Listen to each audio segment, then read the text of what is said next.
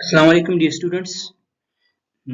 Structure analysis two का जो remaining part है यानी मैट्रिक्स स्ट्रक्चर एनालिसिस, इसको हम आज शुरू कर रहे हैं। तो आज का हमारा जो इस लेक्चर की कंटेंट्स होंगी वो ये होंगे। यानी सबसे पहले हम इसको इंट्रोड्यूस करेंगे कि मैट्रिक्स स्ट्रक्चरल एनालिसिस ये है क्या, और उसके बाद हम किस तरह इस प्रोसीजर को लेके चलेंगे। तो ये तमाम जो कंटेंट्स है ये उसी के मुताबिक है, और एंड में हम एक एग्जाम्पल भी सॉल्व करेंगे।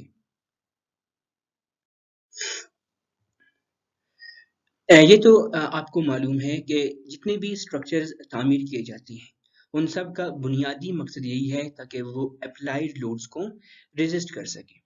यानी अगर आप एक छोटा सा स्ट्रक्चर भी देखें, कोई टेंट देखें, कोई एक सिंगल रूम देखें, उसके ऊपर जो लोड्स अप्लाई होते हैं उसका फंक्शन वो उस वक्त तक फंक्शनल होता है जब तक वो उन लोड्स को सेफली रेजिस्ट कर सकता है। या कोई मेगा स्ट्रक्चर देखें, कोई बड़ी सी डैम देख लें, एक टाल बिल्डिंग देख लें, तो इन सब स्ट्रक्चर्स का जो बेसिक मकसद यही है अप्लाइड लोड्स को रेजिस्ट करना। और जब लोड्स अप्लाई होते हैं तो ये लोड्स उन स्ट्रक्चर्स में इंटरनल फोर्सेस डेवलप करते हैं, और वो इंटरनल फोर्सेस और अप्लाइड लोड्स ये दोनों मिलके डिफॉर्मेशंस भी डेवलप करते हैं। यानी डिस्प्लेसमेंट्स, स्ट्रेन्स, रोटेशंस, इन तमाम को हम कहते हैं डिफॉर्मेशंस। तो स्ट्रक्चरल एनालिसिस में हम यही करते हैं कि उन तमाम फोर्सेस को जो इंटरनली डेवलप हो रहे हैं और वो तमाम डिफॉर्मेशंस जो एक्सटर्नल लोड्स और इंटरनल फोर्सेस की वजह से डेवलप हो रही हैं उनको डिटरमाइन करना, यही हमारा स्ट्रक्चरल एनालिसिस है। यानी हमारे पास एक स्ट्रक्चर गिवन है, उसके ऊपर some kind of loads apply हो रहे हैं, और वो लोड्स जो रिएक्टिव फोर्सेस या shear फोर्सेस या बैंडिंग स्ट्रेसेस डेवलप करते हैं और उनकी वजह से जो डिफॉर्मेशंस प्रोड्यूस होते हैं उन तमाम को डिटरमाइन करना, इसी को कहते हैं स्ट्रक्चरल एनालिसिस। अच्छा, तो हम क्या करते हैं, यानी स्ट्रक्चरल एनालिसिस में मजीद इसके दो टाइप्स हैं। यानी एक हम कहते हैं फोर्स एनालिसिस, एक हम कहते हैं डिफॉर्मेशन एनालिसिस। फोर्स एनालिसिस को हम कहते हैं फ्लेक्सिबिलिटी मेथड भी कहते हैं इसे। फोर्स एनालिसिस यानी ये क्या है हमारे पास, इसमें जब हम स्ट्रक्चर को एनालाइज करते हैं तो उसमें हमारे बेसिक अननोन्स होते हैं, वो फोर्सेस होते हैं, यानी अननोन फोर्सेस होते हैं। यानी अननोन फोर्सेस क्या है, मिसाल के तौर पर अगर कोई स्ट्रक्चर के ऊपर लोड लग रहा है तो रिएक्टिव फोर्सेस, इंटरनल स्ट्रेसेस, ये हमारे पास अननोन फोर्सेस हैं। तो इनको हम डिटरमाइन करते हैं पहले, और उसके बाद उनके करस्पॉन्डिंग डिफॉर्मेशंस को मालूम करते हैं। तो इस मेथड को हम कहते हैं फ्लेक्सिबिलिटी मेथड। और इसके बाद हमारे पास या जो दूसरी मेथड है, दूसरी टाइप है, दैट इज डिफॉर्मेशन एनालिसिस भी कहते हैं इसे, डिस्प्लेसमेंट मेथड भी कहते हैं इसे, और स्टिफनेस मेथड भी इसे कहते हैं। इसमें क्या है, हम हमारे पास डिफॉर्मेशंस अननोन होती है, यानी प्राइमरी अननोन्स हमारे पास डिफॉर्मेशंस हैं। यानी डिफॉर्मेशंस डिस्प्लेसमेंट्स भी हो सकते हैं, स्ट्रेन्स भी हो सकती हैं, और रोटेशन भी हो सकते हैं। ये हमारे पास प्राइमरी अननोन्स हैं। तो इन डिफॉर्मेशंस को पहले हम डिटरमाइन करते हैं और उसके बाद रिएक्शंस को या उसके बाद बाकी फोर्सेस को डिटरमाइन करते हैं। तो ये हमारे पास किसी भी स्ट्रक्चर को एनालाइज करने के लिए ये दो प्रोसीजर्स अवेलेबल हैं कि आप अपने प्राइमरी अननोन्स को फोर्सेस रखें तो उस मेथड को हम कहेंगे फोर्स एनालिसिस, या आप अपने प्राइमरी अननोन्स को डिफॉर्मेशंस यानी अपने डिफॉर्मेशंस को प्राइमरी अननोन रखें तो वो हमारे पास स्टिफनेस मेथड है। यानी इन दोनों मेथड्स में हम क्या करते हैं, हम हमारा काम यही है उन फोर्सेस को और डिफॉर्मेशंस को डिटरमाइन करना। अच्छा, तो ये जो एनालिसिस है इसके मजीद हमारे हमारे पास दो मेथड्स हैं। एक है हमारे पास जिसको हम कहते हैं क्लासिकल मेथड्स, कन्वेंशनल मेथड्स जो आपने सीखे हुए हैं, जिनमें स्लोप डिफ्लेक्शन मेथड है, मेथड ऑफ कांस्टेंट डिफॉर्मेशन जिसको हम फोर्स मेथड भी कहते हैं, और डिटरमिनेट स्ट्रक्चर्स के लिए हमारे पास कुछ डिफरेंशियल इक्वेशंस हमारे पास अवेलेबल होती हैं, स्ट्रेन एनर्जी मेथड्स होते हैं, कॉन्जुगेट बीम मेथड है, और भी बहुत से हैं, जिस तरह हमारे पास कैस्टिग्लियानोस थ्योरम है। तो वो तमाम के तमाम हमारे पास क्लासिकल मेथड्स में है।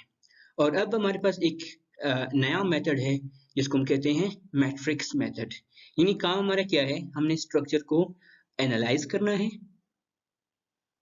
और लेकिन हम इस्तेमाल करेंगे मैट्रिसेस को। यानी हम फोर्सेस और डिस्प्लेसमेंट्स के दरमियान एक रिलेशन डेवलप करेंगे और उन रिलेशंस को फिर मैट्रिसेस के जरिए उनको सॉल्व करेंगे और उन फोर्सेस को और डिफॉर्मेशंस को डिटरमाइन करेंगे। तो यहाँ पर मैं आपको एक बात जहन नशीन करा लूँ कि मैट्रिक्स मेथड हम पढ़ रहे हैं, यानी ये है कि हम आज मैट्रिक्स के एप्लीकेशंस पढ़ेंगे। यानी मैं ये एज्यूम करूंगा कि मैट्रिसेस के जितने भी ऑपरेशंस हैं वो आपको आते हैं। यानी मैट्रिक्स होता क्या है, मैट्रिक्स को हम ऐड किस तरह करते हैं, मैट्रिसेस को हम सब्ट्रैक्ट किस तरह करते हैं, मैट्रिसेस को हम आपस में दो मैट्रिसेस मल्टीप्लाई किस तरह होते हैं, या कोई एक स्केलर क्वांटिटी किसी मैट्रिक्स के साथ मल्टीप्लाई हो तो वो कैसे होता है, और मैट्रिसेस का इन्वर्स कैसे लेते हैं, ट्रांसपोज क्या होता है, एडजॉइंट क्या होता है। तो ये तमाम चीज़ें आई होप कि आप लोगों को आती हैं। अगर नहीं आते हैं तो इनको आपने रिवाइज करना है और इनको आपने रिकॉल करना है, उनको समझना है। अच्छा, before starting structural analysis by using matrices, हम जरा देखते हैं कि फ्लेक्सिबिलिटी मेथड और स्टिफनेस मेथड में इन दोनों में क्या फर्क है और ये क्या है। स्टिफनेस मेथड हमने कहा था कि हमारे पास इस मेथड में प्राइमरी अननोन्स डिस्प्लेसमेंट्स हैं, यानी डिफॉर्मेशंस प्राइमरी अननोन्स हैं। तो ये वो मेथड है कि अगर हम इसको इस्तेमाल करें स्टैटिकली डिटर्मिनेट और स्टैटिकली इनडिटर्मिनेट दोनों स्ट्रक्चर्स के लिए सेम मेथड है, यानी मेथडोलॉजीज बिल्कुल सेम है। या स्ट्रक्चर डिपेंड नहीं करता कि वो डिटर्मिनेट है या इनडिटर्मिनेट है, आप दोनों स्ट्रक्चर्स के लिए सेम मेथड को इस्तेमाल करके हम इसको एनालाइज कर सकते हैं। लेकिन फ्लेक्सिबिलिटी मेथड में दोनों स्ट्रक्चर्स के लिए प्रोसीजर डिफरेंट है। यानी अगर स्टैटिकली डिटरमिनेट स्ट्रक्चर है तो उसकी प्रोसीजर डिफरेंट है, और अगर इनडिटरमिनेट स्ट्रक्चर है तो उसकी प्रोसीजर डिफरेंट है। और हमारे पास क्या है, जब स्टिफनेस मेथड इस्तेमाल करते हैं तो हमारे पास जो आउटपुट्स होते हैं वो डायरेक्ट आ जाते हैं, यानी डिस्प्लेसमेंट्स और फोर्सेस आ जाते हैं। लेकिन फ्लेक्सिबिलिटी मेथड में ऐसा नहीं है, यानी हम डायरेक्ट डिस्प्लेसमेंट्स को कैलकुलेट नहीं कर सकते। आप देखेंगे जब हम सॉल्व करेंगे ना, तो पहले हम डिस्प्लेसमेंट्स को, यानी हम स्टिफनेस मेथड इस्तेमाल करेंगे और पहले डिस्प्लेसमेंट्स को डिटरमाइन करेंगे और उसके बाद डायरेक्टली हम फोर्सेस को कैलकुलेट कर सकेंगे। लेकिन in case of flexibility method, उसमें जब हम पहले, क्योंकि उसमें हमारे पास प्राइमरी अननोन फोर्सेस होते हैं, तो जब फोर्सेस को, अननोन फोर्सेस को हम डिटरमाइन करते हैं, उसके बाद डायरेक्टली डिस्प्लेसमेंट्स कैलकुलेट नहीं हो सकते। और क्योंकि जब हम मैट्रिक्स की बात करते हैं ना, मैट्रिक्स स्ट्रक्चरल एनालिसिस, तो ये कंप्यूटर प्रोग्राम्स में हम इसको इस्तेमाल करते हैं, क्योंकि बाय हैंड ये बहुत ज़्यादा कम्प्लेक्स होता है। तो ये बात अमूमन देखा गया है कि स्टिफनेस मेथड की जो मैट्रिसेस हम बनाते हैं वो काफ़ी आसानी से बनते हैं बनिस्बत फ्लेक्सिबिलिटी मेथड की। अच्छा, अभी हम स्टिफनेस मेथड को लेके चलेंगे, यानी स्टिफनेस मेथड को इस्तेमाल करेंगे और इसी के मैट्रिसेस बनाएंगे और मैट्रिक्स और अपने स्ट्रक्चर्स को एनालाइज करेंगे। तो ये कैसे करेंगे, ये सवाल है। तो इसमें सबसे पहले ये है कि हम अपने स्ट्रक्चर को डिस्क्रीट फाइनाइट एलिमेंट्स में डिवाइड करते हैं। वैसे तो फाइनाइट एलिमेंट एनालिसिस या फाइनाइट एलिमेंट मेथड FEM से कहते हैं, वो एक काफ़ी डिटेल्ड सब्जेक्ट है।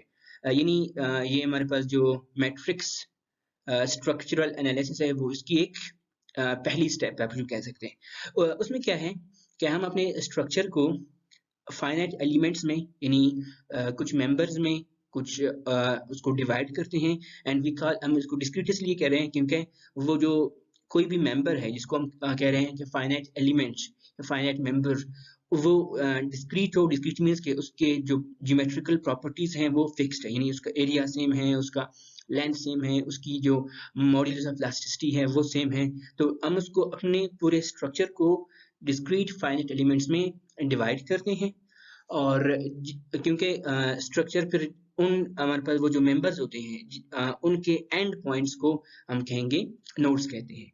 तो पहला काम हमारा यही होता है कि हम अपने स्ट्रक्चर को फाइनाइट एलिमेंट्स में इसको डिवाइड करते हैं और उसके किसी भी फाइनाइट एलिमेंट के एंड मेंबर्स को एंड पॉइंट्स को हम नोड्स कहेंगे।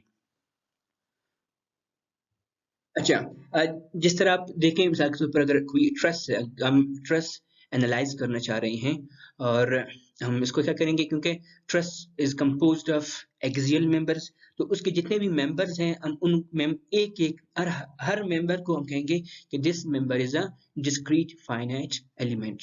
और जब हम आएंगे बीम्स को या फ्रेम्स को हम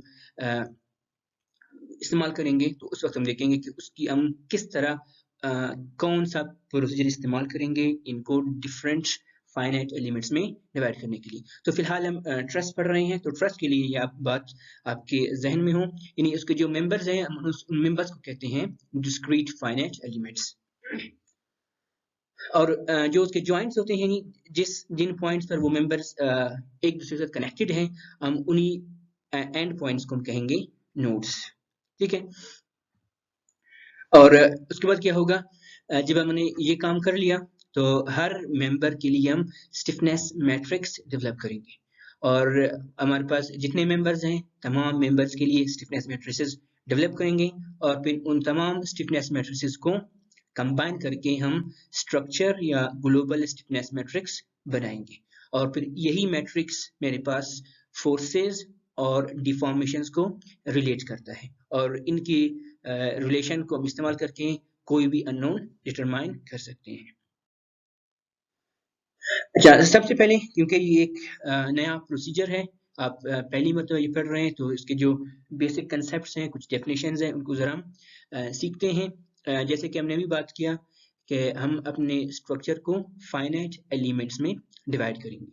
तो वो जो फाइनाइट एलिमेंट्स होंगे, यानी हमारे पास कोई सर्टेन मेंबर्स आ जाएंगे, तो उन मेंबर्स की आइडेंटिफिकेशन और वो जो मेंबर्स हैं उनके जो एंड पॉइंट्स हैं जिनको हम नोड कहेंगे, इसके बाद उन नोड्स को भी आइडेंटिफाई करना, ये सबसे पहला स्टेप है। आप देख सकते हैं यहाँ पर हमारे पास जिस तरह ये एक स्ट्रक्चर है, उसमें क्या है, इसके हमने ये एक ट्रस्ट है ना, trust is composed of different members. फिलहाल के लिए आप इग्नोर करें ये जो नंबर्स लिखे हुए हैं, एरोज लिखे हुए हैं, इनको मैं साथ साथ मैं आपको बताता जाऊंगा। तो कौन कौन से मेंबर्स हैं, उनके क्या नोड्स हैं, तो हमारा काम है पहला इनको आइडेंटिफाई करना। तो क्या करेंगे हम, जो मेंबर्स होंगे, यानी हमने अभी बात किया कि ट्रस्ट के लिए उसका जो पूरा एक एक्सियल मेंबर है, एक ये मेंबर है, एक ये मेंबर है, इसको हम कहेंगे ये एक फाइनाइट एलिमेंट है, यानी एक मेंबर है। तो उस मेंबर को, ये एक मेंबर है तो उसके नाम को हम स्क्वायर में बंद करेंगे लाइक दिस। अब देख सकते हैं जिस तरह ये एक मेंबर है, हमने ये जो मेंबर 4 है इसको यहाँ से उठाया हुआ है, तो आप देख सकते हैं कि 4, यानी आप जब भी देखें अगर कोई नंबर स्क्वायर में इनक्लोज्ड है तो this is identifying the name of that particular member. और उसके बाद हमारा काम दूसरा क्या है, नोड को आइडेंटिफाई करना। तो जो जॉइंट्स हैं, जॉइंट्स को हम जब नंबर देंगे उनको हम सर्कल में इनक्लोज करेंगे। अब देख रहे हैं कि यहाँ पर ये जॉइंट 1, जॉइंट 2, जिस तरह जॉइंट 3, जॉइंट 4, यहाँ पर हमने क्या किया है, इनके मेंबर्स को, इनके नंबर को सर्कल में इनक्लोज किया है। यानी ये जो नंबर्स हैं ये इस मेंबर के एंड पॉइंट्स को, यानी नोड्स को आइडेंटिफाई करते हैं। तो ये अगर आप देख लें यहाँ पर जो मेंबर 4 है, 4 यानी ये कह रहा है कि दिस इज मेंबर 4 और इसका जो एक एंड पॉइंट, पहला नोड 2 है और दूसरा नोड इसका 3 है। और उसके बाद हम क्या करेंगे, हर मेंबर के लिए एक एरो भी लगाएंगे। वो एरो क्या करता है, क्योंकि हमारे पास एक मेंबर के 2 पॉइंट्स होते हैं, तो एक पॉइंट को हम कहते हैं नियर एंड और दूसरे पॉइंट एंड को कहते हैं फार एंड। तो ये जो एरो है इसकी टेल जिस तरफ है वो मेरे पास नियर पॉइंट है, नियर एंड है, और इसका जो एरो हेड जिस तरफ है वो मेरे पास फार एंड की तरफ इसकी डायरेक्शन होगी। ठीक है। तो क्या है हमारा पहला काम यही है कि हम अपने मेंबर्स और नोड्स को आइडेंटिफाई करें, मेंबर को हम नाम देंगे और उनको स्क्वायर में इनक्लोज करेंगे, और जॉइंट्स को नाम देंगे, उनको सर्कल्स में इनक्लोज करेंगे, और हर मेंबर के लिए एक नियर एंड और एक फार एंड चूज करेंगे, और उसको फिर रिप्रेजेंट करने के लिए एरो लगाएंगे। आप देख सकते हैं यहाँ पर जो एरोज लगे हुए हैं नंबर के नीचे, अच्छा उसमें ये करेंगे फिर नंबर के नीचे वो एरो लगाएंगे, ठीक है, ताकि वो एरो में रिप्रेजेंट कर रहा है। अभी जिस तरह मेरे पास ये मेंबर 1 है, हमें इसका इसका जो एरो देखें, यानी जॉइंट 1 है, 1 ये इसका नियर एंड है और 2 ये इसका फार एंड है। अभी मेंबर 2 ये मेरे पास इसका नियर एंड है, ये इसका फार एंड है। अच्छा उसके बाद क्या है, हम क्योंकि आप देख सकते हैं यहाँ पर मेरे पास जो स्ट्रक्चर है उसके डिफरेंट मेंबर्स हैं, और तमाम मेंबर्स मुख्तलिफ डायरेक्शंस में ओरिएंटेड है। तो इसीलिए हम क्या करेंगे, हम दो कोऑर्डिनेट्स इस्तेमाल करेंगे। पहला जो कोऑर्डिनेट होगा, अच्छा एक और बात वो ये है कि हमारे पास जो, क्योंकि हम हमारा काम क्या है लोड्स और डिस्प्लेसमेंट्स को डिटरमाइन करना, और ये दोनों वेक्टर क्वांटिटीज हैं और ये डिपेंड करती हैं डायरेक्शंस के ऊपर, और लाजमी बात है हमारे पास ये डायरेक्शंस यानी मेंबर्स मुख्तलिफ डायरेक्शंस में ओरिएंटेड है, तो इसीलिए हम दो कोऑर्डिनेट सिस्टम अडॉप्ट करेंगे।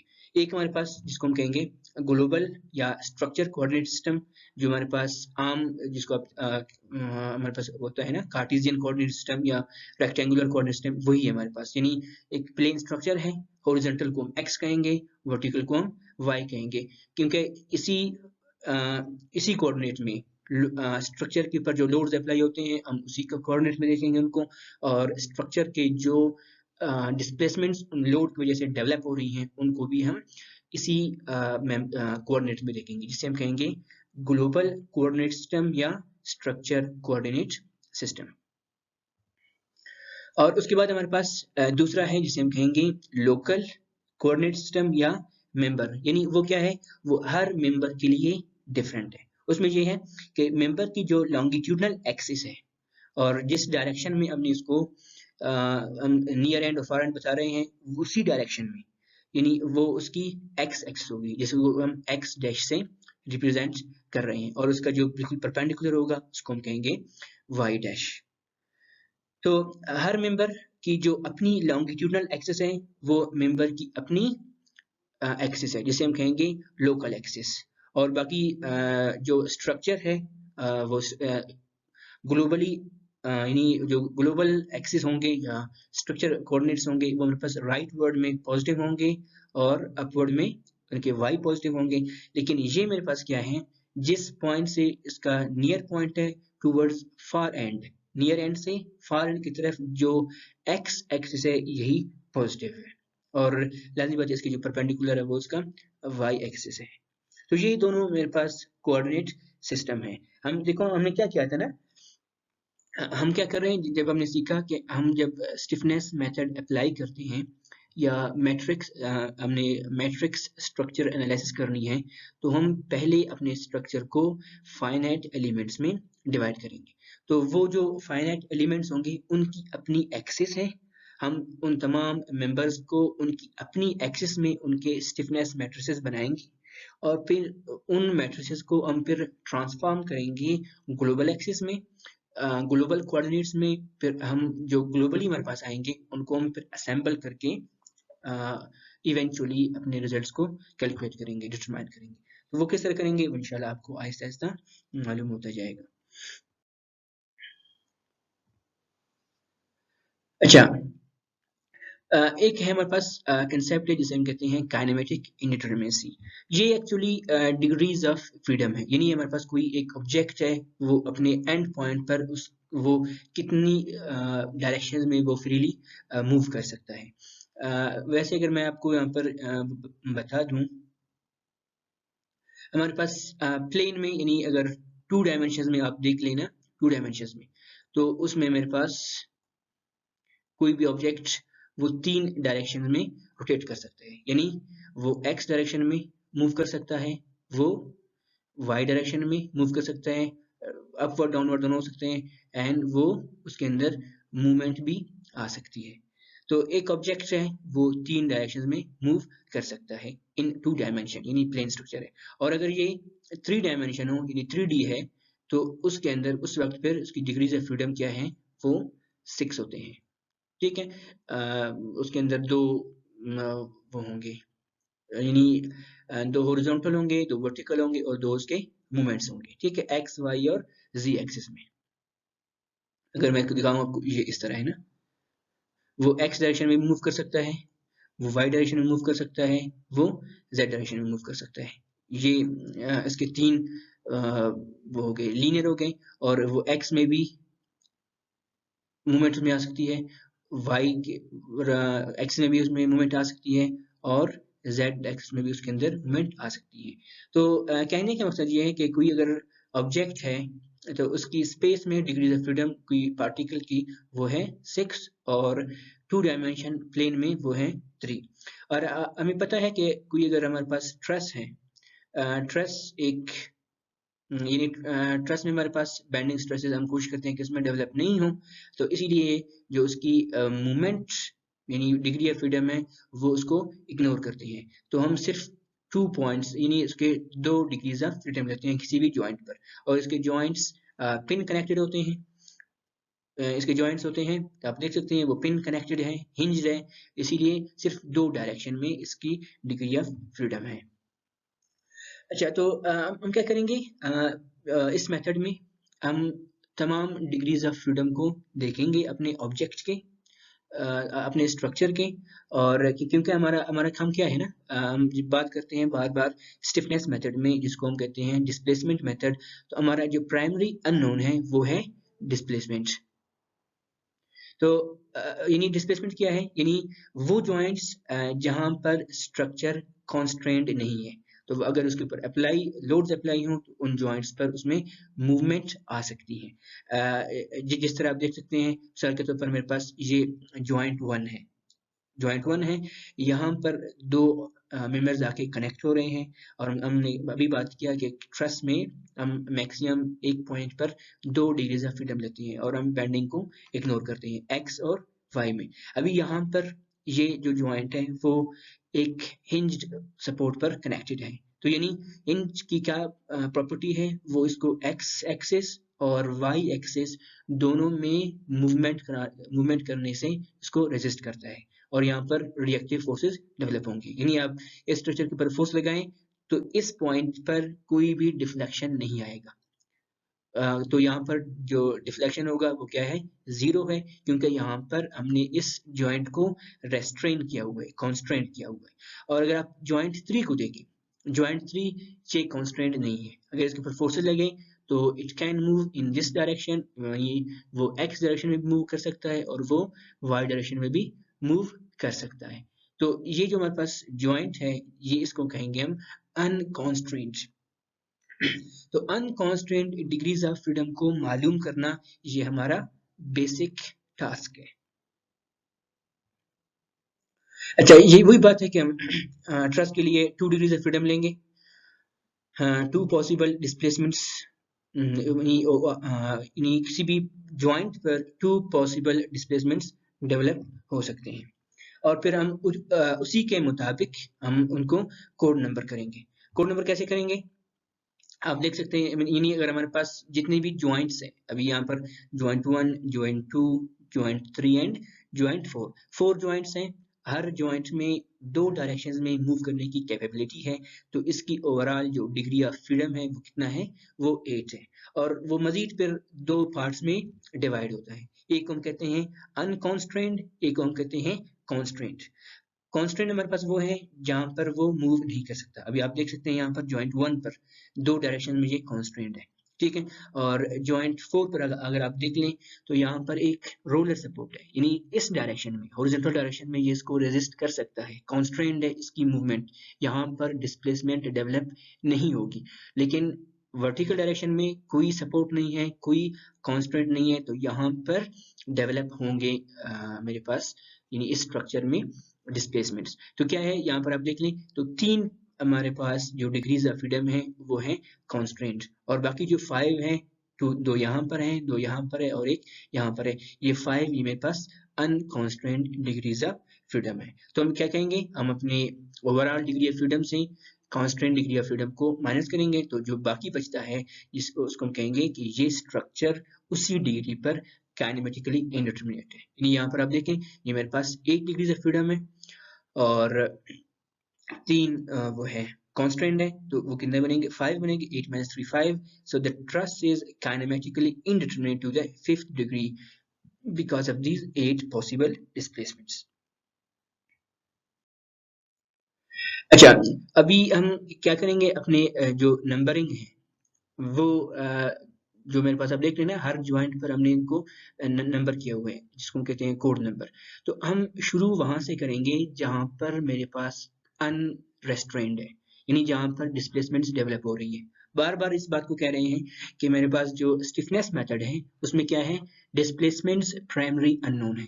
तो हम अपने जो अननोन्स हैं उनको पहले नंबरिंग करेंगे, स्टार्ट करेंगे लोएस्ट कोड नंबर स्टार्ट करेंगे हम वहां से जहां पर उन नंबर्स को स्टार्ट करेंगे वहां से जहां पर डिस्प्लेसमेंट डेवलप हो सकती है। तो अभी आप यहाँ पर देखें, ज्वाइंट 3 ज्वाइंट 2 ये दोनों वो ज्वाइंट्स है जहां पर ये दोनों डायरेक्शन में मूव कर सकती हैं। तो आप यहाँ से भी कर सकते हैं 1 2 3 4, या आप यूं कहें 1 2 3 4। पहला नंबर हम x में देंगे, ग्लोबल x, और दूसरा नंबर ग्लोबल y, और उसके डायरेक्शंस को भी हम रिप्रेजेंट करेंगे कि इस डायरेक्शन में ये पॉजिटिव है, इस डायरेक्शन में ये पॉजिटिव है। तो 1 2 3 4 और उसके बाद क्या है 5। अब देख रहे हैं कि यहाँ पर हमने पहला x दिया, यहाँ पर भी x दिया पहला, लेकिन यहाँ पर हम पहला x नहीं दे रहे क्योंकि x मेरे पास यहाँ पर वो कॉन्स्ट्रेंट है। तो पहले ही मैंने जितने भी नंबरिंग करनी है वो अनकॉन्स्ट्रेंट के लिए करने हैं जहां पर डिस्प्लेसमेंट डेवलप हो सकती है। ये तो कॉन्स्ट्रेंट है, यहाँ पर हमें मालूम है यहाँ पर कोई डिस्प्लेसमेंट है ही नहीं, तो डिस्प्लेसमेंट तो जीरो है यहाँ पर। तो इसीलिए हम अपने पहले जो नंबरिंग करेंगे वो स्टार्ट करेंगे उन पॉइंट्स पर जहां पर अनकॉन्स्ट्रेंट है। तो 1 2 3 4 5 और उसके बाद 6 7 एंड 8। ठीक है, तो इस तरह हमने इनको नंबरिंग करनी है।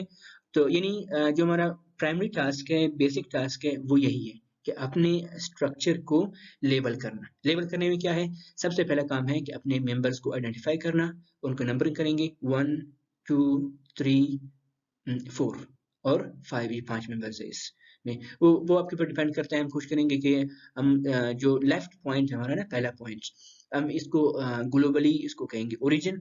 इस पर राइट साइड पर हमारे पास x positive, upward y positive, तो वहां से अपनी नंबरिंग को स्टार्ट करेंगे 1 2 3 4 5 करेंगे। ठीक है, दैट डिपेंड्स ऑन यू, इसकी कोई ऐसी हार्ड एंड फास्ट रूल नहीं है।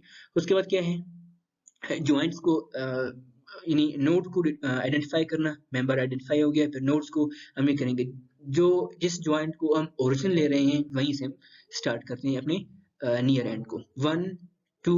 फिर उसके बाद आपके ऊपर डिपेंड करता है, आप इसको 3 कर लें या इसको 3 कह लें, वो उसको कोई मसला नहीं। फिर 3 एंड 4 और उसके बाद जो अहम टास्क है वो ये है, ये एरो लगाना। ये वो एरो है जो आपके मेंबर को आइडेंटिफाई करता है कि इसकी इस मेंबर की नियर एंड कौन सी है और फार एंड कौन सी। अगर आप देख सकते हैं मेरे पास जो मेंबर 1 है, ज्वाइंट 1 ये इसका नियर एंड है, ज्वाइंट 2 ये इसका फार एंड है। और यहाँ पर आप देखें जो मेंबर 4 है, ज्वाइंट 2 इसका नियर एंड है और ज्वाइंट 3 इसका फार एंड है। ठीक है, तो ये जो पहला टास्क है, अच्छा ये हो गया। और उसके बाद क्या करेंगे, हम फिर इसकी डिग्रीज ऑफ फ्रीडम के मुताबिक इसको कोड नंबर असाइन करेंगे। तो आप मैंने अभी बताया कि हम इसको किस तरह करेंगे। तो 1 2 3 4 5 6 7 8 ये आपने लगा दिया, तो ये क्या है, प्राइमरी टास्क मुकम्मल हो जाता है। हम अपने स्ट्रक्चर को या अपने ट्रस्ट को लेबल कर लेते हैं। जब लेबलिंग हो जाए तो उसके बाद हम नेक्स्ट स्टेप पर जाएंगे।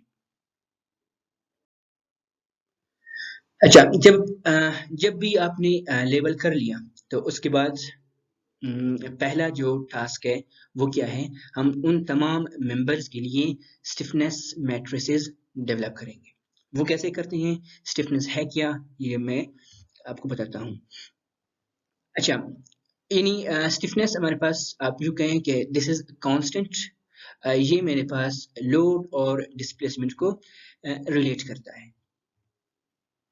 अभी यहाँ पर आप देखें यानी अच्छा हमने ये देखा ना कि जो ट्रस्ट मेंबर होता है, कोई भी ट्रस्ट मेंबर वो एक्सियल मेंबर होते हैं, तो वो सिर्फ जो उसकी अपनी एक्सिस है लॉन्गिट्यूडनल एक्सिस, उसी एक्सिस में उसके अंदर डिस्प्लेसमेंट डेवलप हो सकती है।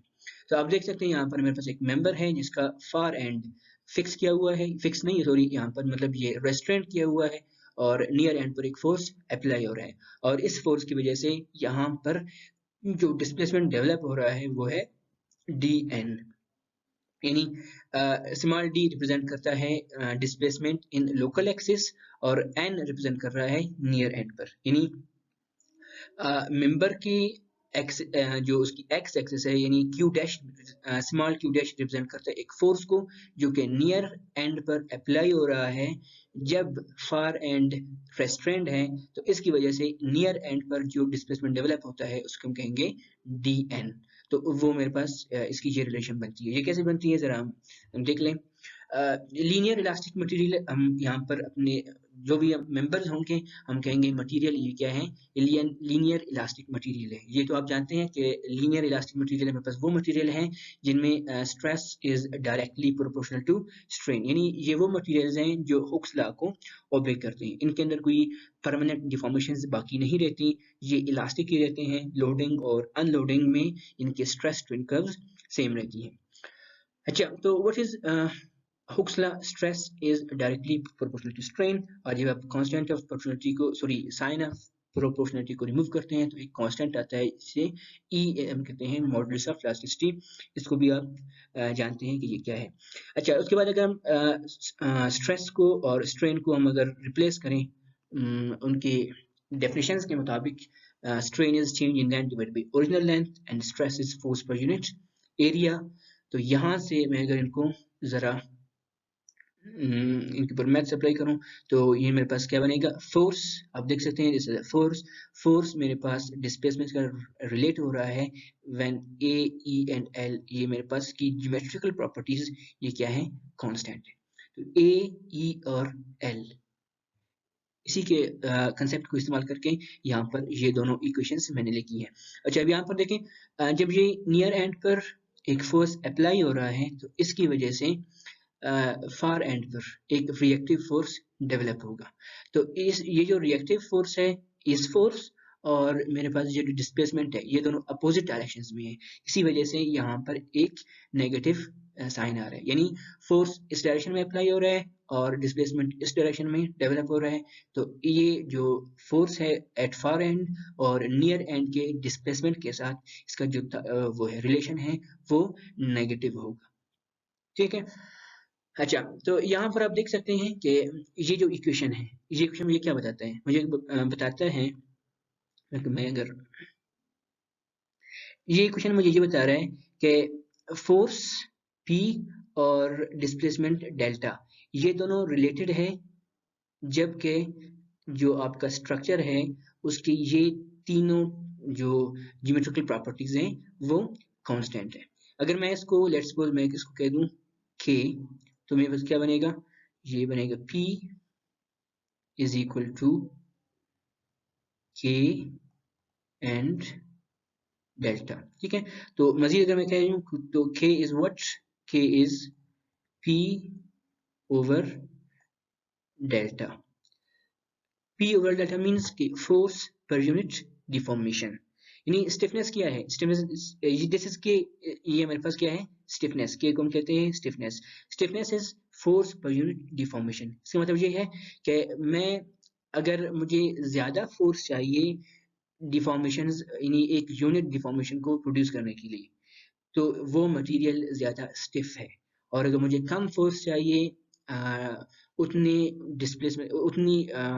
डिस्प्लेसमेंट को अचीव करने के लिए, तो वो मटेरियल लेस स्टिफ है, एक मोर स्टिफ है एक लेस स्टिफ है। तो यानी ये जो इसकी स्टिफनेस है, जो इसकी ज्योमेट्रिकल प्रॉपर्टीज है, जिनको जो एरिया और इनकी मॉडुलस ऑफ इलास्टिसिटी लेंथ, ये डिपेंड करता है कि आपको कितना फोर्स चाहिए डिस्प्लेसमेंट को पार्टिकुलर डिस्प्लेसमेंट को अचीव करने के लिए।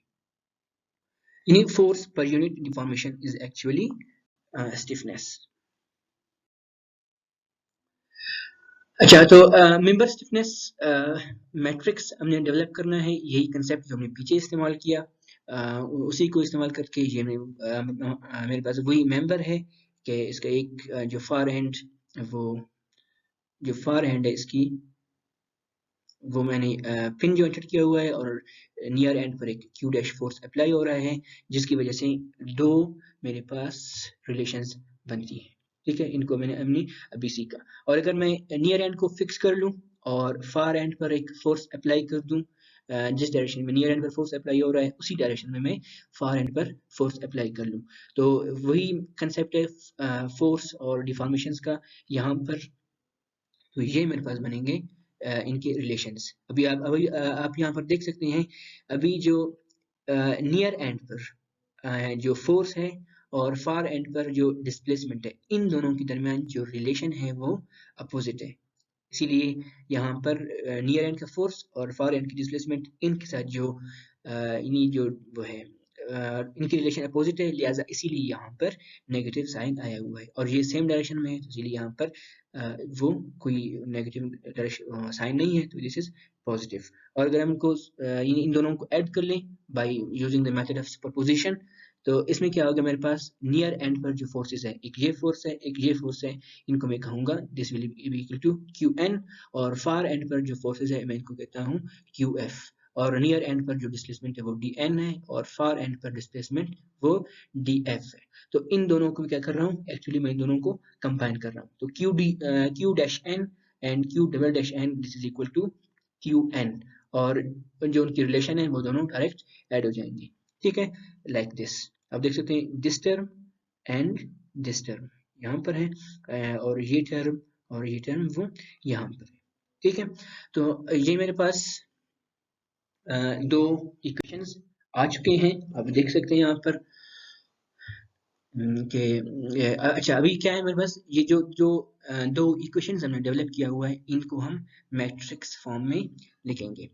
आई मैं फिर से वही बात करता हूँ कि आई होप कि आप लोगों को मैट्रिक्स के ऊपर जितने भी ऑपरेशंस है वो मुकम्मल तौर पर आपको आते हैं, यानी कोई हमारे पास अगर इक्वेशंस हैं, हम इक्वेशन को किस तरह मैट्रिक्स में तब्दील करते हैं, या मैट्रिसेस लिखे हुए हैं उन मैट्रिसेस को हम किस तरह इक्वेशंस बनाते हैं, ये आपको आना चाहिए। तो यहाँ पर आप देख सकते हैं कि सिंपल से मेरे पास दो लीनियर इक्वेशंस हैं, उन दोनों लीनियर इक्वेशंस को हमने मैट्रिक्स फॉर्म में इस तरह लिख लिया। अभी अगर आप इन दोनों मैट्रिसेस को आप मल्टीप्लाई कर लें तो आपके पास एग्जैक्ट ये दो इक्वेशंस आ जाएंगी। ठीक है, तो यहाँ पर आप देख सकते हैं कि क्या हो रहा है। अच्छा, मैंने यहाँ से E ओवर L जो कि कांस्टेंट है उसको मैंने कॉमन निकाला, और इसको मैं लिख सकता हूँ Q इज इक्वल टू के डैश डी। Q क्या है, यानी ये जो मैट्रिक्स है मेरे पास, इसको मैं कह रहा हूँ स्मॉल q, ये है मेंबर फोर्सेस, यानी नियर एंड पर और फार एंड पर फोर्सेस हैं, और जो स्मॉल d है दिस इज एक्चुअली डिस्प्लेसमेंट्स, यानी मेंबर डिस्प्लेसमेंट्स हैं, और के डैश ये मेरे पास मेंबर स्टिफनेस मैट्रिक्स इन लोकल कोऑर्डिनेट। इसकी जो लोकल कोऑर्डिनेट है उसी उसमें जो लोकल एक्सिस है उसी एक्सिस में जो उसकी स्टिफनेस है दैट इज के डैश। तो क्या कर रहे हैं मेरे पास, के डैश फोर्स और डिस्प्लेसमेंट को रिलेट कर रहा है। ठीक है, तो यहाँ पर आपके पास अगर फोर्सेस मालूम हो तो हम डिस्प्लेसमेंट को मालूम कर सकते हैं, अगर फोर्सेस मालूम ना हो, डिस्प्लेसमेंट मालूम हो, तो वहां से हम फोर्सेस को मालूम कर सकते हैं। ठीक है, तो ये मेरे पास एक सिंपल लीनियर इक्वेशन है, और के डैश मेरे पास क्या है, मेंबर स्टिफनेस मैट्रिक्स। अच्छा, और ये यानी ट्रस्ट के तमाम मेंबर्स के लिए इसी उसमें है, यानी इसकी जो ऑर्डर है वो भी सेम है, और बिल्कुल इसी साइंस में तमाम मेंबर्स के लिए डेवलप होगा।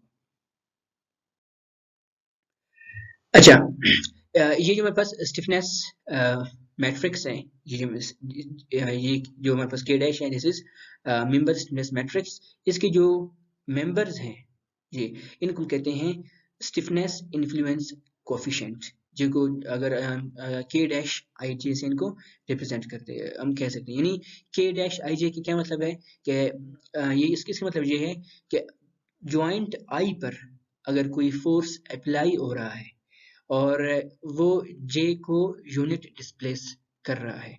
सो उस जो रिलेशन है वो मुझे ये इन कोफिशिएंट मुझे बताता है। यानी आप देख सकते हैं मिसाल के तौर पर अगर आई और जे दोनों 1 है, यानी जॉइंट 1 पर एक फोर्स अप्लाई हो रहा है, तो इसको मैं लिखूंगा K11। K1 का मतलब क्या है कि एक फोर्स जो कि नियर जॉइंट पर अप्लाई हो रहा है और वो उसी जॉइंट पर, यानी 1 जो मेरे पास है, 1 जॉइंट, उसी जॉइंट पर वो कितना डिस्प्लेस हो रहा है, यूनिट डिस्प्लेस हो रहा है। सो दिस एक्चुअली कोफिशिएंट मुझे उन दोनों उस फोर्स और डिस्प्लेसमेंट के दरमियान रिलेशन को बताता है। ठीक है। अच्छा, तो यहाँ पर देख सकते हैं K-11 is equal to a upon l और K-21 इज इक्वल टू, ये मेरे पास ये है ना, माइनस ए ई ओवर एल। तो यहाँ पर क्या है, ये बताता है कि मेरे पास जब आपने नियर एंड को फिक्स किया हुआ है और फार एंड पर आप फोर्स अप्लाई कर रहे हैं, और फार एंड यानी फार एंड पर आपने फोर्स अप्लाई किया हुआ है और नियर एंड पर जो डिस्प्लेसमेंट है वो उनका जो रिलेशन है वो मुझे ये टर्म बताता है। तो ये जो मेरे पास दो टर्म्स हैं, ये स्टिफनेस मैट्रिक्स के फर्स्ट कॉलम को बताते हैं।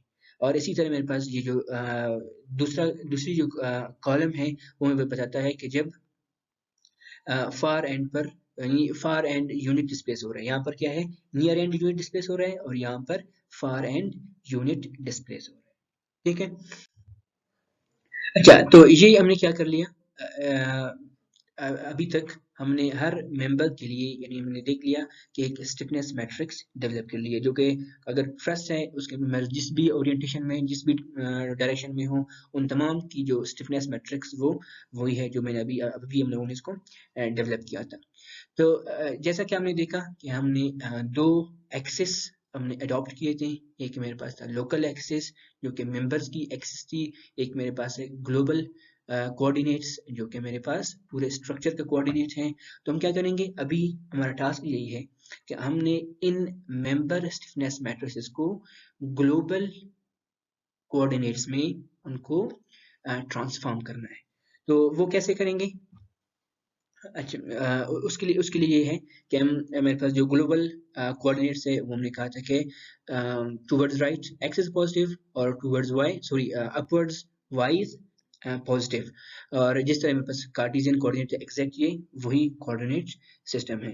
तो क्या करना है हमने, मेरे पास ये जो मेंबर है, मेंबर को मैंने यहाँ पर देखिए, ये तो मेंबर की एक्सिस है एक्स डैश और ये वाई डैश, मैंने इसको ट्रांसफॉर्म करना है एक्स और ग्लोबल वाई पर। तो सबसे पहले ये है कि मेंबर की जो पॉजिटिव एक्स एक्सिस है, मेंबर की पॉजिटिव एक्स एक्सिस और ग्लोबल पॉजिटिव एक्स, इन दोनों के दरमियान जो एंगल है उसको हम थीटा एक्स से रिप्रेजेंट करते हैं। और इसी तरह मेरे पास मेंबर का एक्स, पॉजिटिव एक्स और ग्लोबल पॉजिटिव वाई, इन दोनों के दरमियान जो एंगल है दैट इज थीटा वाई। इसको हम इस तरह, ये मेरे पास है काउंटर क्लॉकवाइज और ये है clockwise. This angle is theta x and this angle is theta y. अच्छा, तो क्या करना है, मैं इसकी अगर साइन कंपोनेंट ले लूं तो ये यहाँ पर आएगी। ठीक है। और इसका अगर मैं, सॉरी साइन नहीं, कोसाइन कंपोनेंट यानी कॉज, तो ये यहाँ पर मैं अगर ले लूं इसकी ये, तो ये मेरे पास बनेगी इसकी वाई एक्सिस में इसकी कॉस कंपोनेंट, यानी मैं वाई के लिए ये एंगल इस्तेमाल करूंगा, एक्स के लिए मैं ये एंगल इस्तेमाल करूंगा।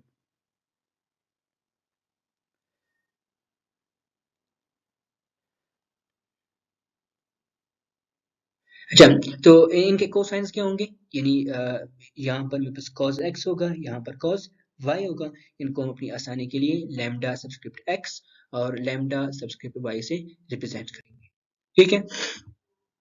अच्छा, जब हमारे पास कोई भी मेंबर है, उसके अगर नियर एंड पर जो पॉइंट्स हैं, कोऑर्डिनेट्स हैं, और फार एंड पर जो कोऑर्डिनेट्स हैं वो अगर हमें मालूम हो, तो हम यानी ये जो मेरे पास कोसाइंस हैं इनको हम कैलकुलेट कर सकते हैं। ठीक है। जिस तरह आप देख सकते हैं ये मेरे पास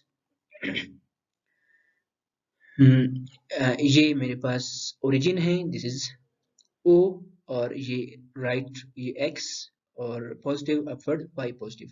तो ये जो मेंबर है, ये मेंबर, ये इसका नियर एंड है। यहाँ पर मेरे पास दो वैल्यूज, दो पॉइंट्स है ना, कोऑर्डिनेट्स, एक x है और एक है y। तो x को मैं कहूँगा nx, sorry x subscript m, और जो इसकी y है उसको मैं कहूँगा yn, यानी नियर एंड के जो कोऑर्डिनेट्स है, यानी नियर एंड का coordinate in x, near and का कोऑर्डिनेट इन y। और सिमिलरली इस पॉइंट पर भी मेरे पास दो कोऑर्डिनेट्स है, यानी ये जो कोऑर्डिनेट इस पॉइंट पर मेरे पास दो वैल्यूज है, एक x की वैल्यू है, एक y की वैल्यू। x को मैं कहूँगा यानी xf, जो कि मेरे पास फार एंड पर x की ये x से कितना दूर है, और ये फार एंड y में कितनी डिस्टेंस है, ठीक है। तो ये दो मेरे पास जब नियर एंड और फार एंड के दोनों पॉइंट्स आ गए, मेरे पास मालूम हो गए, तो मैं आसानी से अपने ये फार्मूला इस्तेमाल करके मैं कैलकुलेट कर सकता हूँ। ये क्या है, यानी मैंने कोसाइंस को मालूम करना है। व्हाट इज कोसाइन, यानी कॉस क्या है। एज वी नो दैट जब कोई राइट एंगल ट्रायंगल हो, हमारे पास अगर कोई राइट एंगल ट्रायंगल है और ये इसकी एंगल हो थीटा, तो what is cause, cause is actually base upon hypotenuse, ठीक है।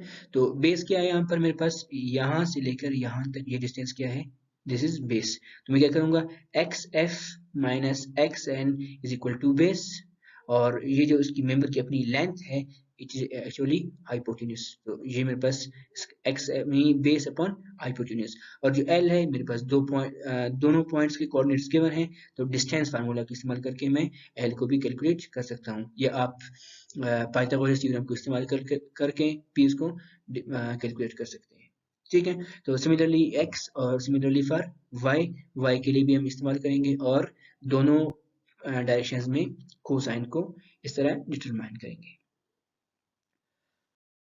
अच्छा, उसके बाद क्या है, हमने जब कोसाइंस मालूम कर लिए, तो हमारा पहला टास्क ये है कि हमने अभी डिस्प्लेसमेंट, क्योंकि हमारे पास दो वेक्टर क्वांटिटीज है ना, एक है डिस्प्लेसमेंट और एक है फोर्स। तो पहले डिस्प्लेसमेंट के लिए हम ट्रांसफॉर्मेशन मैट्रिक्स बनाते हैं। अच्छा, यहाँ पर अगर आप देखें,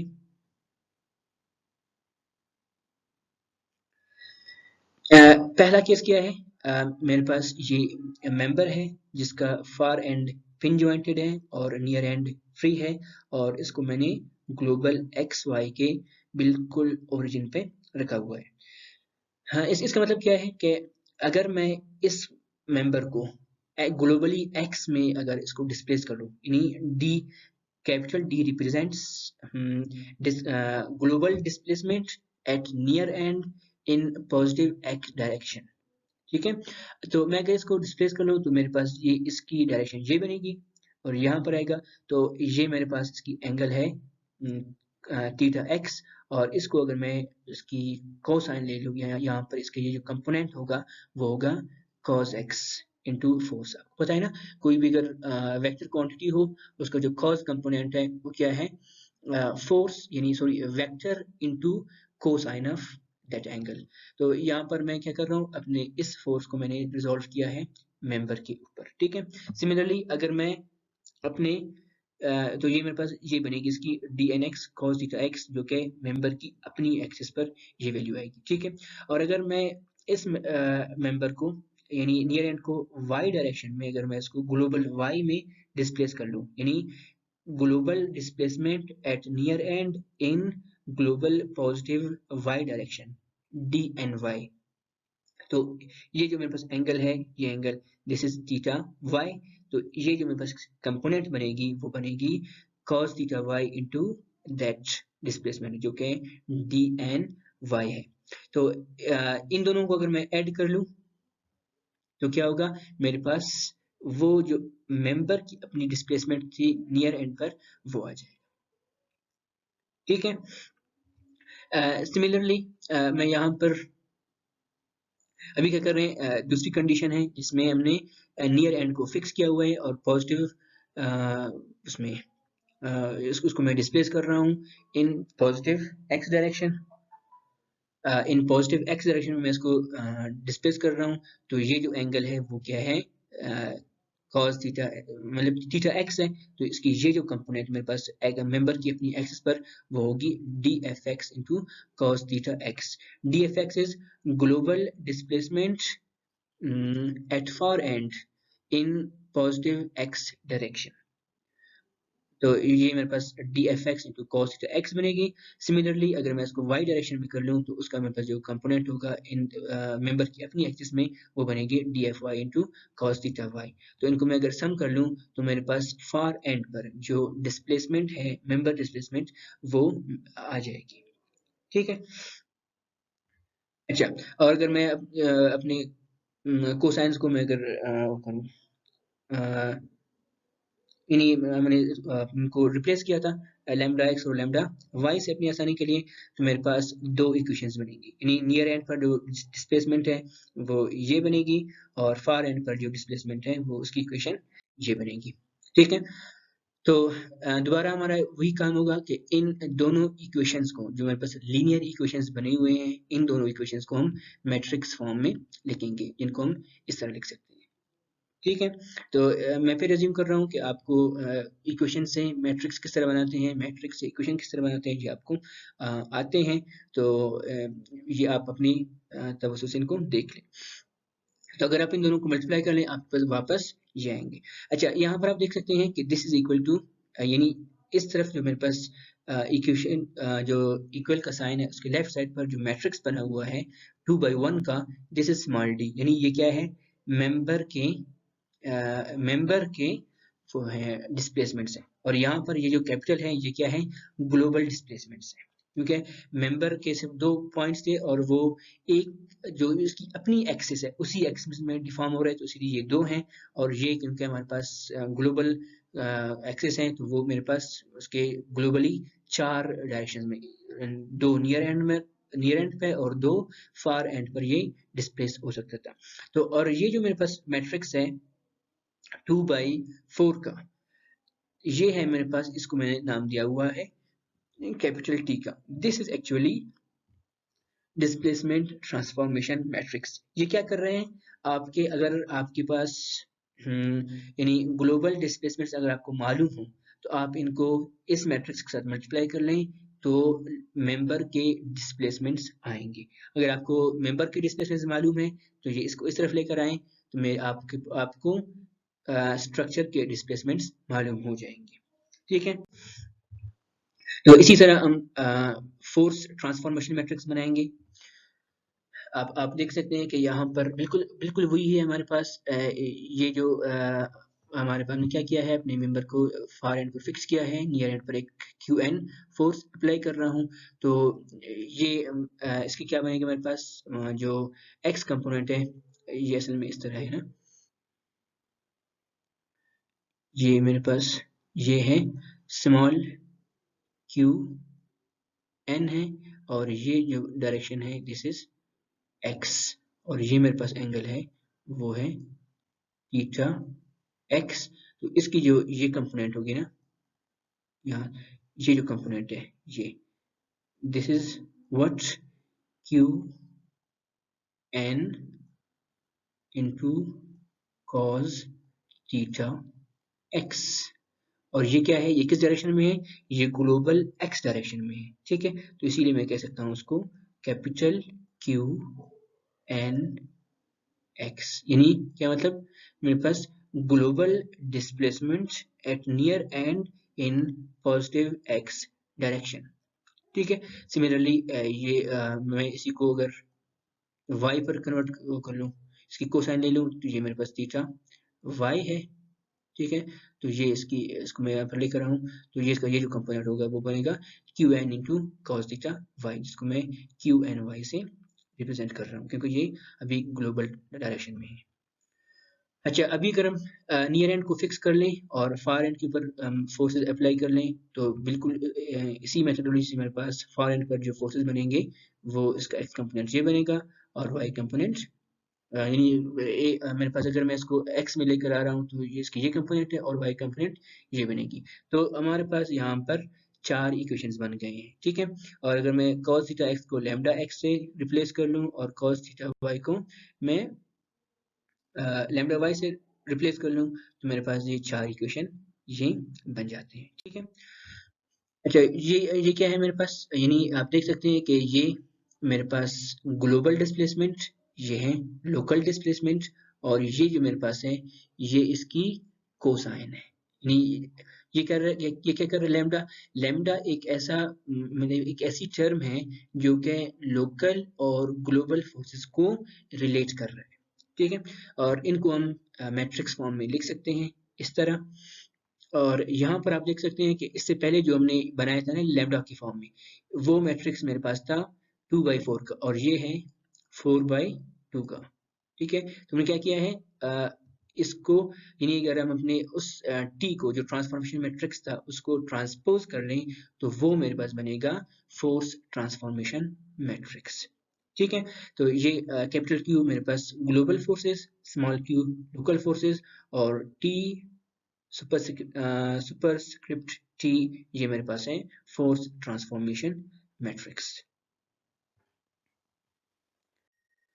तो हमने क्या कर लिया, हमने मेंबर्स के लिए यानी उसकी डिस्प्लेसमेंट ट्रांसफॉर्मेशन मैट्रिक्स डेवलप किया है। मेंबर के लिए हमने फोर्स ट्रांसफॉर्मेशन मैट्रिक्स डेवलप किया है, और मेंबर के लिए खुद उसकी अपनी लोकल एक्सिस में, लोकल कोऑर्डिनेट्स में स्टिफनेस मैट्रिक्स डेवलप कर लिया है।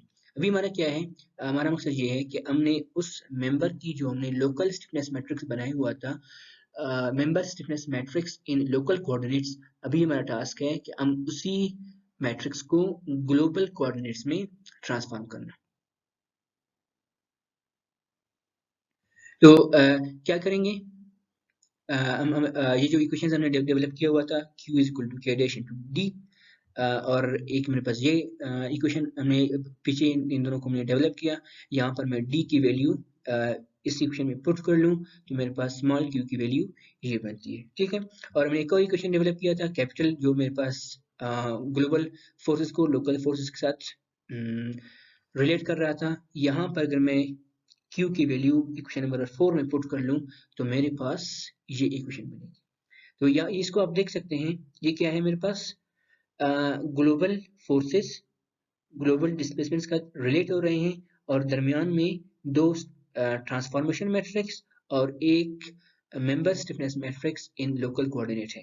और अगर मैं इसको रिप्लेस कर दूं k के साथ, तो ये k मेरे पास क्या है, ये तीनों टर्म से मिलकर बना हुआ है, और इसी को हम कहते हैं member stiffness matrix in global coordinates, जो कि इनके बराबर है, ठीक है।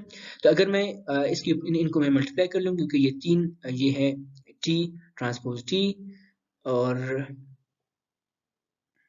ये है मेरे पास ये जो मैट्रिक्स है वो है टी ट्रांसपोज, ये ट्रांसपोज है, ये मेरे पास है के डैश, और ये है टी। यानी ये जो मेरे पास मैट्रिक्स है ना, ये के डैश, ये है क्या, ये है मेंबर स्टिफनेस मैट्रिक्स इन लोकल कोऑर्डिनेट्स।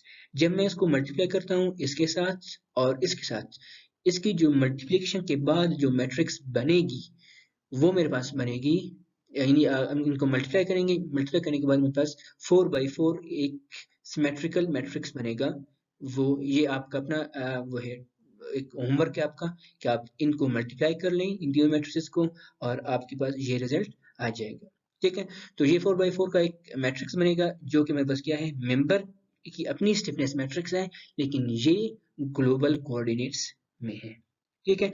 और ये आप देख सकते हैं nx ny, ये क्या है, इसकी नियर एंड पर इसके कोऑर्डिनेट्स हैं, और ये इसके फार एंड पर कोऑर्डिनेट्स हैं। तो ये मेरे पास जो कंपोनेंट है लैम्डा एक्स स्क्वायर, ये क्या है, ये मेरे पास, इसको हम कह सकता हूँ, अगर नियर एंड मेरे पास 1 है, दिस इज k11, ठीक है। k11 मीन्स कि ये मेरे पास स्टिफनेस इन्फ्लुएंस कोफिशिएंट है। और ये मेरे पास क्या कर रहा है कि अगर एच, यानी इसको हम आई और जे कह ले, तो जिस तरह यहाँ पर लिखा हुआ आई के आई जे, तो वो आपके लिए ज़्यादा बेहतर होगा कि अगर वो ये है कि मेरे पास अगर जॉइंट आई पर एक फोर्स अप्लाई हो रहा है और वो जॉइंट जे को यूनिट डिस्प्लेस कर रहा है, तो ये मेरे पास वो टर्म है जो उन दोनों फोर्स और डिस्प्लेसमेंट को रिलेट करता है। ठीक है, तो ये मेरे पास आप देख सकते हैं ये जो स्टिफनेस मैट्रिक्स अभी हमने डेवलप किया हुआ है, ये एक सिमेट्रिकल मैट्रिक्स है। सिमेट्रिकल मींस आप देख सकते हैं यही चार टर्म्स हैं, lambda x square, lambda x y, lambda y, lambda y square. यहाँ यही चार टर्म यहाँ पर भी मौजूद है, यहाँ पर भी मौजूद है और यहाँ पर भी मौजूद है। यहाँ पर इनके नेगेटिव साइंस हैं, यहाँ पर देख सकते हैं नेगेटिव इनके सबके, यहाँ पर भी इनके नेगेटिव और यहाँ पर इनके पॉजिटिव। ठीक है, तो ये जो मैट्रिक्स है, ये मैट्रिक्स मेंबर स्टिफनेस मैट्रिक्स इन लोकल कोऑर्डिनेट्स, सॉरी ये मेरे पास इन ग्लोबल कोऑर्डिनेट्स बन गया है। ठीक है, अभी हम क्या करेंगे, हमारा काम यही है कि हम अपने तमाम मेंबर्स के लिए इसी तरह स्टिफनेस मैट्रिक्स बनाएंगे ग्लोबल कोऑर्डिनेट्स में, और उन तमाम को फिर असेंबल करेंगे, उनको सम करेंगे, तो वो मेरे पास बनेंगे यानी फिर हम स्ट्रक्चरल स्टिफनेस मैट्रिक्स बन जाएगा। ठीक है, अभी हमने क्या किया है, हमने उसके लिए हर मेंबर के लिए स्टिफनेस मैट्रिक्स डेवलप किया है ग्लोबल कोऑर्डिनेट में, और हम क्या करेंगे, उन तमाम स्टिफनेस मैट्रिसेस को हम असेंबल करेंगे, उनको एक साथ करेंगे, तो मेरे पास जो नया मैट्रिक्स बनेगा उसको हम कहेंगे स्ट्रक्चरल स्टिफनेस मैट्रिक्स, जिसको हम कैपिटल के से रिप्रेजेंट करेंगे, और वो तमाम यानी पूरे ट्रस के लिए होगा, यानी ट्रस के ऊपर जितने फोर्सेस अप्लाई हो रहे हैं और ट्रस में जितनी डिफॉर्मेशंस आ रही हैं, ये मैट्रिक्स जो स्ट्रक्चरल स्टिफनेस मैट्रिक्स कैपिटल के हैं वो उन दोनों को रिलेट करता है। अच्छा, हम क्या करेंगे, अच्छा इसकी जो स्ट्रक्चरल स्टिफनेस मैट्रिक्स है, इसका ऑर्डर क्या होगा, इसका ऑर्डर होगा हाईएस्ट कोड नंबर। वो आपने हमने लिखा था ना, जिसकी डिग्रीज ऑफ फ्रीडम है, आप किसी भी जिस तरह हमारे पास 4 ज्वाइंट्स हैं तो उसकी 8 डिग्रीज ऑफ फ्रीडम है, तो 8/8 का ये मेरे पास स्ट्रक्चरल स्टिफनेस मैट्रिक्स बनेगा। ठीक है, अच्छा अभी हम किस तरह कोई अगर ट्रस्ट है उसके लिए हम स्टिफनेस मैट्रिक्स बनाएंगे हर मेंबर के लिए ग्लोबल कोऑर्डिनेट्स में, और फिर उनको असेंबल करते हैं, इसका हम एक एग्जांपल सॉल्व करते हैं।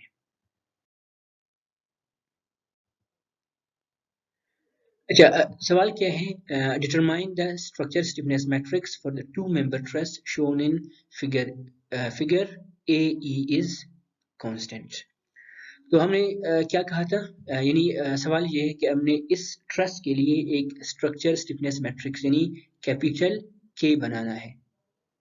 ठीक है, और मेरे पास ए ई और ए ई कांस्टेंट है और इसके सिर्फ 2 मेंबर्स हैं।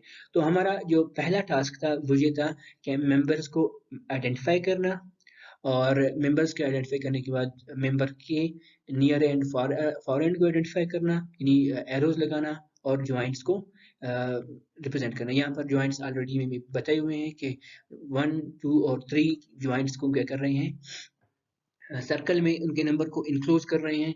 तो पहला काम हमारा क्या है कि हम अपने 2 मेंबर्स हैं तो इनको हम इस तरह लेबल करेंगे, ये है मेंबर 1 और ये है मेंबर 2, और इनको हम इनक्लोज करेंगे स्क्वायर्स में, और एरोज लगाएंगे, ये 2 एरोज, यानी मेंबर 1 का नियर एंड ज्वाइंट 2 है, फार एंड ज्वाइंट 3 है, और मेंबर 2 का जो है नियर एंड वो भी ज्वाइंट 2 है, और उसका फार एंड ज्वाइंट 1 है। अच्छा, और उसके बाद हमारा क्या है, हम उसको नंबरिंग करेंगे उसकी डिग्रीज ऑफ फ्रीडम के मुताबिक। मेरे पास 3 जॉइंट्स हैं, तो 3 जॉइंट्स मींस मेरे पास इसका जो स्टिफनेस मैट्रिक्स यानी 3 जॉइंट्स हैं, हर जॉइंट में ये प्रॉपर्टी है, यानी वो 2 डायरेक्शन में मूव कर सकता है, तो ओवरऑल मेरे पास 6 बनेंगे। तो यानी जो k है मेरे पास स्ट्रक्चर स्टिफनेस मैट्रिक्स, इसका जो ऑर्डर होगा वो बनेगा 6/6 का। अभी हम इसको नंबरिंग करते हैं, कोड नंबर असाइन करते हैं स्टार्टिंग फ्रॉम 1। तो हम सबसे पहले हमने सीखा था कि हम शुरू में उस ज्वाइंट को नंबर करते हैं जहां पर अनकॉन्स्ट्रेंट है, यानी जहां पर हमने डिस्प्लेसमेंट्स मालूम करनी है। तो आप देख सकते हैं यहाँ पर ज्वाइंट 2 पर कोई भी रेस्ट्रेंट नहीं है, अगर फोर्सेस लगे तो ये x डायरेक्शन और y डायरेक्शन में मूव कर सकता है। ज्वाइंट 3 और ज्वाइंट 1, ये दोनों हिंज्ड है, यानी ये x और y डायरेक्शन में डिस्प्लेसमेंट को रेस्ट्रेन कर रहा है, यहाँ पर रिएक्शंस डेवलप होंगे। तो ये दो जॉइंट्स हैं, जॉइंट 3 और जॉइंट 1, जॉइंट 3 और जॉइंट 1, इन दोनों जॉइंट्स पर इन दोनों जॉइंट्स पे ये हो रहा है कि यहाँ पर कोई, यानी ये कॉन्स्ट्रेंट है और सिर्फ जॉइंट 2 अनकॉन्स्ट्रेंट है। तो हम जॉइंट 2 से अपने नंबरिंग को स्टार्ट करेंगे, 1 1 2, उसके बाद 3 4 5 6। आप इसको 3 4 भी कर लें या इसको 3 4 कर लें, वो कोई मसला नहीं है। बस ये हम एहतियात करना है कि जहाँ पर हमें अनकॉन्स्ट्रेंट है वहीं से हमने अपनी नंबरिंग को शुरू करना है, ठीक है। यानी लोएस्ट नंबर्स आपके अनकॉन्स्ट्रेंट को रिप्रेजेंट करते हैं और हाईएस्ट नंबर्स वो आपके कॉन्स्ट्रेंट डिग्रीज ऑफ फ्रीडम को रिप्रेजेंट करते हैं। अच्छा, और हम क्या करते हैं, हमारी कोशिश ये होती है कि जो लेफ्ट हैंड पर यानी स्ट्रक्चर का जो पहला जॉइंट है उसको हम अपने ग्लोबल कोऑर्डिनेट्स का, यानी ग्लोबल कोऑर्डिनेट्स एक्स और वाई में उसकी ओरिजिन पर प्लेस करते हैं ताकि हमें कोऑर्डिनेट्स मालूम हो और हम कोसाइंस वगैरह को आसानी से कैलकुलेट कर लें। तो पहला टास्क हमारा था उसको लेबल करना, हमने इसको लेबल कर लिया है। लेबल करने के बाद हम क्या करेंगे, हर मेंबर के लिए स्टिफनेस मैट्रिक्स बनाएंगे इन ग्लोबल कोऑर्डिनेट्स। तो अभी हमने इसके लिए डेवलप किया था।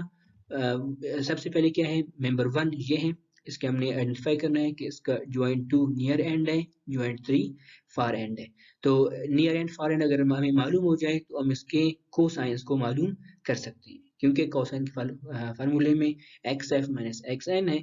तो यहाँ पर आप देख सकते हैं ये अगर 0 है, जॉइंट 2 0 0 है, तो ये इस जॉइंट 3 के मेरे पास कोऑर्डिनेट्स क्या होंगे, 3 और 0 होंगे, ठीक है। और जॉइंट इसके मेरे पास क्या है, वो 0 0 कोऑर्डिनेट्स है इसके। और जॉइंट 1 के जो कोऑर्डिनेट्स होंगे वो क्या होंगे, 3 3 और 4 होंगे ना। हाँ, अच्छा, तो क्या क्या करेंगे हम, एक्स एफ और एक्स माइनस एक्स एन क्या करेंगे इसको, 3 माइनस 3 माइनस 0, ठीक है। यानी नियर एंड पर इसकी जो नियर एंड है वो 0 0 है और फार एंड पर 3 है, तो 3 दिस 3 माइनस 0 अपॉन 3, और इसकी जो वो है एल है वो क्या है, 3 है। इसमें इस मेंबर का जो लेंथ है वो 3 है, तो 3 माइनस 0 अपॉन 3, ये मेरे पास बनेगा lambda x equal to 1। Similarly हम लैम्डा वाई कैलकुलेट करेंगे, y f minus y n, y f क्या है, ये 0 है, 0 माइनस 0 अपॉन 3, तो लैम्डा वाई मेरे पास इसकी वैल्यू 0 है। तो ये मेरे पास वो मैट्रिक्स है जिसको हम कहते हैं stiffness matrix of the member in global coordinates. हम अपने ये जो वैल्यूज हमने निकाले हुए हैं, नियर एंड ये 2 3, ठीक है। और उसके बाद ये जो वो है मेरे पास जॉइंट 2 और जॉइंट 3 पर जो मेरे पास नंबर्स हैं वो, और लेमडा एक्स और लेमडा वाई की वैल्यूज, और ए ई और एल की वैल्यूज। हमें पता है ये दो मेंबर्स हैं, इन दोनों के एल डिफरेंट हैं, तो हम एल को अंदर मल्टीप्लाई करेंगे और एल 3 है और वैल्यूज को यहाँ पर पुट करेंगे, तो ये मेरे पास मैट्रिक्स बनेगी, ठीक है। तो अगर आप ये जो टर्म देखें ना, ये वाला टर्म, ये क्या है, this is lambda x square upon l. Lambda x मेरे पास क्या है, 1, यानी 1 upon 3, 1 upon 3 is equal to 0.33। और ये जो मेरे पास टर्म है वो lambda x into lambda y upon l, lambda y 0 है तो ये टर्म 0 हो जाएगा, ये टर्म भी 0 हो जाएगा और ये टर्म भी 0 हो जाएगा, देख सकते हैं आप। इसी तरह यहाँ पर नेगेटिव आएंगे क्योंकि ये सिमेट्रिकल है और यहाँ पर इसकी वैल्यू पॉजिटिव। तो अच्छा, और ये क्या है, एन एक्स एन वाई, देख रहे हैं आप, एन एक्स नियर एंड पर एक्स डायरेक्शन में 1, नियर एंड में वाई डायरेक्शन पर 2, 1 2, और नियर एंड पर सॉरी फार एंड, ये मेरे पास ना far end x3, far end F Y वो है 4, तो 1 2 3 4, 1 2 3 4, हम इसको इस तरह रिप्रेजेंट करेंगे। तो ये मेंबर 1 के लिए बन गया। सिमिलरली हम इसी तरह मेंबर 2 के लिए बनाएंगे। मेंबर 2 में हम देखें इसमें क्या है, 2 यानी जॉइंट 2 इसका नियर एंड है और जॉइंट 1 ये है फार एंड। तो सबसे पहले हम अपनी कोसाइंस को मालूम करेंगे। यहाँ पर मैं अगर इसके लिख लूँ, ये मेरे पास 3 और 4 ये इसके कोऑर्डिनेट्स है। नियर एंड पर ये 0 0 है क्योंकि ये ओरिजिन पर प्लेस है। और इसकी जो लेंथ है, लेंथ क्या है, लेंथ आप दो तरीके से फाइंड कर सकते हैं। यानी आपके पास 2 पॉइंट्स हैं, इन दोनों के कोऑर्डिनेट्स मालूम है, तो डिस्टेंस का फार्मूला लगाकर भी हम कैलकुलेट कर सकते हैं। या आप हमारे पास ये डिस्टेंस, बेस और हाइट मालूम है, ये बिल्कुल राइट एंगल ट्रायंगल की तरह है, तो हम पाइथागोरस थ्योरम को अप्लाई करके भी हम इस्तेमाल कर सकते हैं। वैसे भी मेरे पास एक वो है, जो बेसिक ट्रायंगल का हमारे पास जो वो होता है ना, एक रिलेशन है। अगर एक राइट एंगल ट्रायंगल है, इसका बेस 3 हो और इसका परपेंडिकुलर 4 हो, तो इसका हाइपोटेन्यूज 5 होता है। 3 4 5 इसे ट्रायंगल कहते हैं। तो इसकी जो वो है लेंथ है वो क्या है, 5 फीट है। अच्छा, तुम क्या करेंगे, अपने इस इक्वेशन में वैल्यूज को पुट करेंगे और लैम्डा एक्स की वैल्यू मेरे पास आएगी। यहाँ पर क्या है, एक्स एफ वो है 3 और एक्स एन मेरे पास है 0, तो 3 - 0/5 = 0.6। और ये जो मेरे पास होगा लैम्डा वाई वो है 4, यानी x y f minus y n, 4 - 0.5 जो कि 0.8। मेरे पास लैम्डा एक्स लैम्डा वाई की वैल्यू आ गई है और लेंथ की भी वैल्यू आ गई है। लेंथ डिफरेंट है, तो मैं हर यहाँ पर कंपोनेंट मालूम करूंगा और उसको एल से डिवाइड करूंगा। तो आप ये जो कंपोनेंट है, ये पहला वाला, ये क्या करेंगे, इसको 0.6 स्क्वायर अपॉन 5, ये मेरे पास बनेगा 0.072 से कुछ बनता है, ठीक है, 0.07। तो इसी तरह हम क्या करेंगे, आप इन तमाम जो मैट्रिक्स के जो मेंबर्स जो है मैट्रिक्स मेंबर्स हैं, उनको हम इस तरह फाइंड करेंगे और यहाँ पर उनको पुट करते जाएंगे। तो ये भी मेरे पास एक 4x4 मैट्रिक्स बनेगा। लेकिन यहाँ पर आप देख रहे हैं, इसके जो नियर एंड पर है वो है 1 2 और जिसको फार एंड पर है वो है 5 6, ये 5 और 6, ठीक है। तो दो मेंबर्स थे, हमने दोनों मेंबर्स के लिए stiffness matrix in global coordinates find कर लिए हैं। अभी हम क्या करेंगे, हमारा काम है स्ट्रक्चरल स्टिफनेस मालूम करना, स्ट्रक्चरल स्टिफनेस मैट्रिक्स। तो इन दोनों को हम असेंबल करेंगे, K1 + K2। हमने अभी देखा ना कि हमारे पास K1 ये है 4x4 का है, ये भी 4x4 का है। और तो क्या करेंगे, हम दो रोज इनमें अपनी आसानी के लिए ऐड करेंगे, क्योंकि ये जो मैट्रिक्स है वो है 6x6 का, तो हम इनको भी 6x6 का बनाएंगे अपनी आसानी के लिए, ताकि हम इनकी एडिशन हमारे लिए जरा आसान हो, ठीक है। तो ये मेरे पास K1 है, ये मैट्रिक्स जो कि 1 2 3 और 4 था। 5 और 6 इसमें नहीं थे, तो 5 और 6 के मैंने दो कॉलम, 5 और 6 के दो कॉलम, और 5 और 6 के मैंने दो रोज उसमें एक्स्ट्रा ऐड कर दिए जो कि मौजूद नहीं थे, मैंने इनको 0 0 कर लिया, ठीक है। और इसी तरह मेरे पास ये जो K2 है वो क्या है, 1 2 5 6 थे इसके जो वो है नियर एंड फार एंड है। 3 4 नहीं था, तो मैंने 3 4 के लिए दो कॉलम और दो रोज ऐड कर दिए, ताकि मैं अपने आसानी से इन दोनों मैट्रिक्स को ऐड कर सकूं। तो क्या करेंगे, अभी इसके बाद सिंपल एडिशन है, दो मैट्रिक्स हैं, उन दोनों मैट्रिक्स को हमने ऐड करना है, तो उनके करस्पॉन्डिंग एलिमेंट्स ऐड होंगे। तो 0.33 + 0.0072 वो बनेगा 0.45, 0 + 0.096 ये 0 + 0.096 ये बनेगा 0.096। इसी तरह आप तमाम मेंबर्स को 1 by 1 इनको ऐड करते जाएंगे और यहाँ पर लिखते जाएंगे। तो ये 6/6 का मेरे पास कैपिटल K बन गया। This is structural stiffness matrix, यानी ये ट्रस का स्टिफनेस मैट्रिक्स हमने बना लिया, ठीक है। तो ये आज का लेक्चर हमारा यहाँ पर ख़त्म हो जाता है।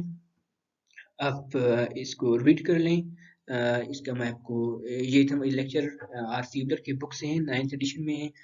वहाँ से आप इसको रीड कर लें, समझ लें। यहाँ पर कोई और आपकी कोई कन्फ्यूजन है तो आप कांटेक्ट करके मुझसे पूछ सकते हैं। और नेक्स्ट लेक्चर में मज़ीद एक तो क्वेश्चंस इसी तरह सॉल्व करेंगे, ट्रसेस के लिए स्टिफनेस मैट्रिक्स बनाएंगे कि किस मेंबर स्टिफनेस मैट्रिक्स बनाते हैं और फिर उनको असेंबल करके स्ट्रक्चर स्टिफनेस मैट्रिक्स बना सकते हैं। तो thank you very much guys.